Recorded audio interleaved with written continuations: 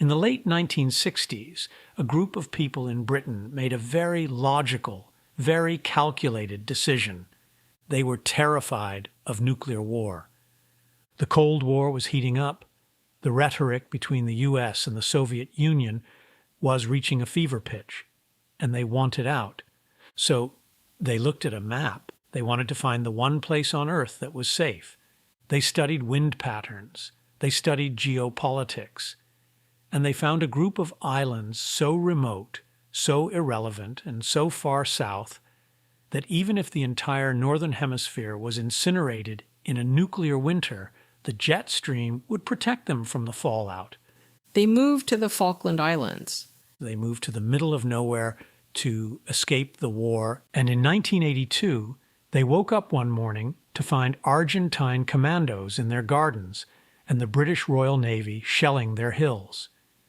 They had moved to the one place on Earth where a hot war actually broke out. It is the ultimate irony. But it's also a warning. We spend so much time trying to predict where the safe harbor is. We try to predict which jobs are safe from AI, which industries will survive. But the truth is, prediction is a fool's game. And if you try to hide from the future has a nasty habit of landing a paratrooper on your front lawn. Today, we are talking about the trillion-dollar crash in software stocks, the panic in the professional class, and why the prepper mindset is the wrong way to survive the AI revolution. Hello, everyone, and welcome back to the Verlicity AI podcast. I'm Christian Worthington. And I'm Sandra Giffen. Sandra, looking at the stock markets this week, it has been a bloodbath. We are recording this on February 18th, 2026, and the headlines are screaming. A $1 trillion drop in market cap for software-as-a-service companies. Salesforce, Adobe, Monday.com. The giants are falling, and there's no evidence that they won't continue to fall. It's being called the SaaS crash. This is an event we predicted over a year ago in our first episode entitled AI's Looming Disruption of the Information as a Service Industry, and in our episode entitled Is the Era of the Software Startup Over in the Age of AI? And for our listeners who aren't glued to the stock ticker, we need to explain why this is happening. Because this isn't just a Wall Street story, this is a future of work story. Exactly. For 20 years, the business model for software was simple: seats. You hire a person, you buy a seat from Salesforce. You hire a designer, you buy a Photoshop seat. The more people you hired, the more money the software companies made. But now we have AI agents.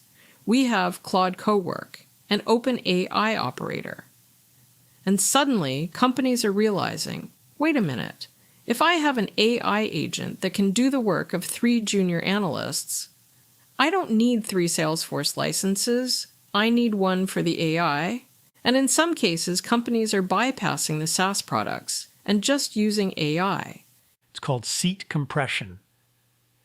The market is realizing that if AI makes us 10x more productive, we might need fewer human seats. And if you are a company whose entire valuation is based on selling more seats, that's an existential crisis. And the reaction from the executives at these companies? It reminds me of the media executives in the early 2000s. Oh, the newspaper barons. I remember them well. When the internet appeared, they looked at it and said, "This is a fad. People like the feel of newsprint. They like the smudge of ink on their fingers." They were in denial. They froze. They thought they could write it out. And today, we are seeing the same reaction from software developers, content creators, lawyers, and accountants. And AI can't do my job. My job requires nuance. My job requires a human touch. It's the same script, just different actors. And the scary part is, the denial phase is always followed by the panic phase. And right now, We are teetering on the edge of panic. I want to go back to that story you opened with, the Falklands, because I think a lot of our listeners are currently trying to do exactly what those hippies did in the 1960s when they moved to the Falklands. They are looking for a safe island. We see this all the time. People ask us, Chris, what should I study? Should I become a plumber? Robots can't fix toilets yet. Should I go into nursing? AI can't empty a bedpan. They are trying to position themselves in a place where the nuclear fallout of AI can't reach them. But the Falklands story teaches us that risk is not static. The people who moved to the Falklands to escape a war between superpowers didn't anticipate a war over fishing rights and sheep farming. And that is the trap. If you pivot your entire career to avoiding AI, you are making a bet on stagnation. You are betting that technology won't solve a problem. And historically, betting against technology is a surefire way to lose your money. Let's look at the plumber argument. Yes, AI cannot physically fix a toilet today. But imagine a world where AI optimizes the city's water pressure so pipes burst 90% less often. Imagine smart sensors that predict leaks before they happen. Suddenly, the demand for emergency plumbers drops by half. The safe island isn't safe. The fallout travels. So the moral of the Falklands story isn't don't move. It's more subtle. It's don't move out of fear. If you make career decisions based on fear of the future, you will almost certainly end up in the wrong place. So if we can't hide, we have to look at what is actually happening. And we have some fascinating data this month from Gartner and McKinsey regarding customer service. Customer service jobs are the canary in the coal mine. Customer service was supposed to be the first industry to be wiped out. Everyone said, call centers are dead. Chatbots will replace everyone. Customer service jobs are seen to be particularly vulnerable because customers have agency. They can elect to use ChatGPT or Gemini or Claude to answer their question instead of waiting in a hold queue for 30 minutes. Customer service jobs are not just susceptible to a boss deciding to automate. The customers also have a say. So let's look at the numbers. Gartner released a survey of over 300 service leaders. They found that customers are indeed using chatbots more. There is a deflection rate of up to 25%. That means 1 in 4 calls is being handled by an AI without a human ever picking up the phone. And this doesn't account for the traffic that's avoiding the company's AI chatbot and going directly to a public chatbot like ChatGPT and Gemini. These are the customers the researchers could measure. The customers selecting the chat option on the company's website and interacting with an AI provided by the company. Logically, you would expect staffing should be down 25%, right? Mass layoffs, empty call centers. And this is the shocker.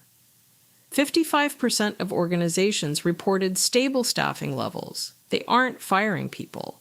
Why, if the AI is doing the work, why are the humans still there? 2 reasons. First, the total volume of interactions is going up. Because it's easier to get help, more people are asking for help.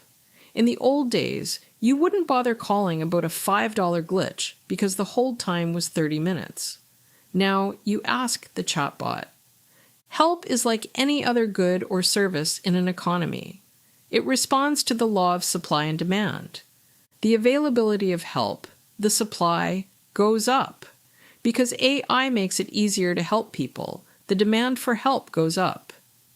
People are less reluctant to seek assistance. So we are uncovering latent demand. Exactly. And the second reason, the calls that do get through to the humans, they are the nightmares.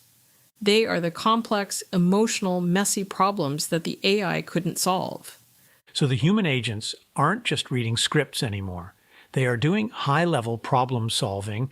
They may even be using AI themselves, but they are helping customers get more out of their relationship with the company. So the jobs didn't disappear. They got harder. It got more valuable. The easy work vanished, and the hard work expanded to fill the void. This brings us to a concept that I think is the most important economic theory for the AI age. It explains why the call center jobs didn't vanish. It's called the Jevons paradox. We've talked about this before, but it's so counterintuitive that we need to keep reminding ourselves that it's a factor. I love this one. William Stanley Jevons was an economist in the 1860s. He was studying coal. At the time, steam engines were getting much more efficient. They needed less coal to do the same amount of work. So everyone predicted, great, we will use less coal. We will save our resources. But that's not what happened.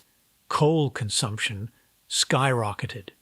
Because the engines were more efficient, steam power became cheaper.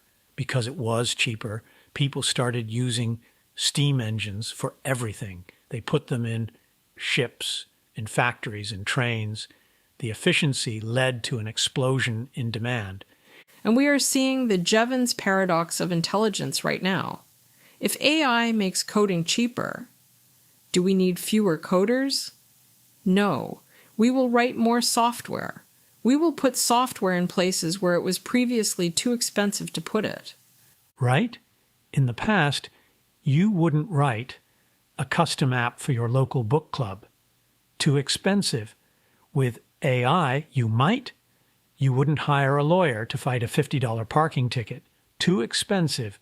With an AI lawyer agent, you absolutely will. So, the demand for legal work and coding work is going to go through the roof. The price per unit will drop, but the volume will explode. And that means we might end up with a shortage of resources, not a surplus of labor. We will see a surge in demand for raw materials, for energy, data centers are hungry beasts, and yes, for human oversight. The end of work is a myth. It's the end of expensive work, and that is a very different thing. I want to pivot back to the doom narrative for a second. Because even if the Jevons paradox is true, it doesn't mean everyone keeps their job and every industry survives. The coal miners kept their jobs, but the horse breeders didn't. That's a fair point. Let's look at the industries that were decimated by the internet. Newspapers, travel agents. Most of them died, but not all of them. Who survived? Let's look at the New York Times. In 2000, they were a local paper with a national reach. Today, they are a global digital subscription powerhouse. They survived by going upmarket. They doubled down on the one thing the internet couldn't do easily: deep, investigative, verified reporting. They became a premium product. They didn't try to compete with Craigslist on classifieds. They let that go. They competed on trust. This is a case economists call retreating upmarket, where the few players who survive find high-value niches. And look at travel agents. The mall travel agent who just booked your flight to Orlando? Gone. Replaced by Expedia. But have you tried to book a luxury safari in Botswana lately? Or a corporate retreat for 500 people? You hire an agent, but they aren't booking agents anymore. They are experienced designers. They are concierge. They handle the weeds, the complex second-order problems we talked about in previous episodes. So the lesson for our listeners, whether you are a coder, an accountant, or a writer, is clear. If your job is booking the flight, transactional work, you are dead. If your job is designing the safari, complex, high-trust, high-touch work, you're about to become very wealthy. You have to move up the value chain. You have to stop selling information and start selling insight. Information is free now. Insight is still scarce. A move of this kind isn't a safe island. You're not making the move because you're afraid. You're making the move because you're responding to the market as it changes in the face of AI. I want to touch on one other aspect of this planning for AI. It's the psychological trap all of us fall into when we look at the future. We see the risks more clearly than the opportunities. Let's say the doomers are wrong. Let's say AI creates a world of abundance. Goods get cheaper, services get better, we all get richer. That sounds terrible. Sign me up. I know it sounds overly optimistic, but humans are funny creatures. We have an insatiable appetite. If you gave a person from the 1800s our life today, air conditioning, antibiotics, unlimited food, Netflix, they would think they were in heaven.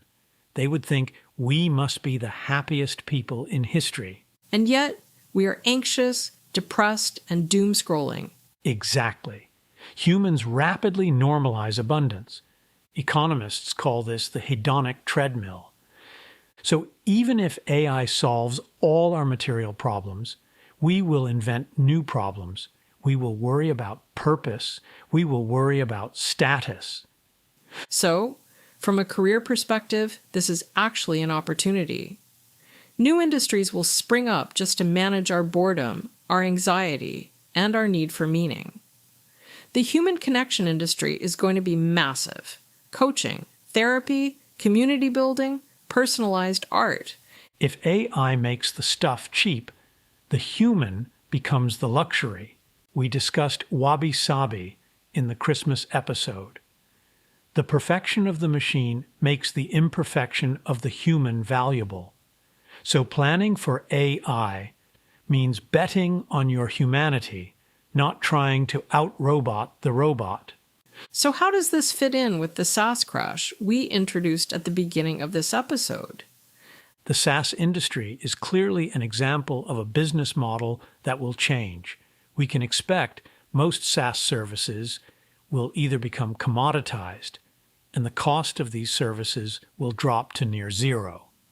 If you're offering a SaaS service today and you're charging more than the cost of a chatbot, you probably won't survive unless you're in that small segment of the market that can move up the value chain, like the New York Times or the luxury travel planner. And if you're a recent university graduate having a hard time finding a job, you will probably need to refocus and realize that you're going to need to pivot to a higher value career where AI and humans collaborate. Whatever you do, don't expect to find a safe island. So let's wrap this up with some practical advice. We've told people not to hide the Falklands scenario. We've told them not to panic. The SaaS crash is just a pricing correction. We've told them to move up the value chain. But what does that look like on a Tuesday morning? It means you stop being a doer and start being a reviewer. Stop being the person who writes the code. Be the person who architects the system. Stop being the person who writes the copy. Be the person who designs the brand voice. It means you have to get comfortable with managing the machine. We used to manage junior employees. Now we manage agents.